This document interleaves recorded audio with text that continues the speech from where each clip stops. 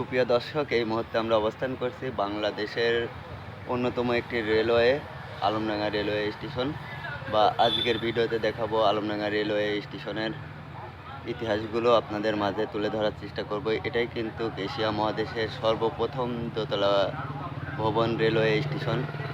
আর এই স্টেশনটি কিন্তু একটি সময় ইংরেজ শাসন আমলে কিন্তু নীলকুঠি নামে পরিচিত ছিল এবং এখানেই কিন্তু নীল চাষ হতো বা অনেক নির্যাতিতর শিকার হয়ে আজও যুগের পর যুগ পেরিয়ে কালের সাক্ষী হয়ে দাঁড়িয়ে আছে আলমডাঙ্গা রেলওয়ে স্টেশন। বা এই স্টেশনটি কিন্তু একটি অবহেলিত একটি রেলওয়ে স্টেশন বাংলাদেশের মধ্যে। বা এই স্টেশনটিতে কিন্তু ওভারব্রিজ একটি সময় ছিল, কিন্তু বর্তমানে সেই ওভারব্রিজটাও নেই। ওভারব্রিজটা থাকলে অনেক যাত্রী পারাপারের সুবিধা হয় বা যানজটগুলো কিছুটা হলেও কম হয়।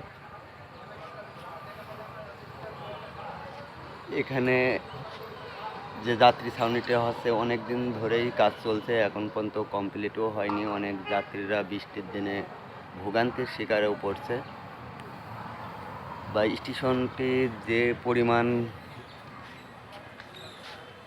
হওয়ার কথা ছিল তার থেকেও কিন্তু অনেক ছোট থাকার কারণে 2-3টি বগি কিন্তু আপনার স্টেশন ছেড়ে চলে যাওয়াতে বৃদ্ধ বয়সে যে যাত্রীগুলো ট্রেনে চলাচল এবং পারাপার করে সেই মানুষগুলোও কিন্তু অনেক বিপদ মুখে পড়ে আর কি।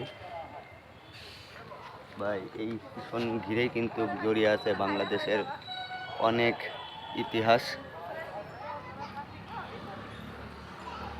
বা বা আপনাদেরকে কিন্তু আমরা আজকে ঘুরে দেখাবো এই রেলওয়ে স্টেশনটি।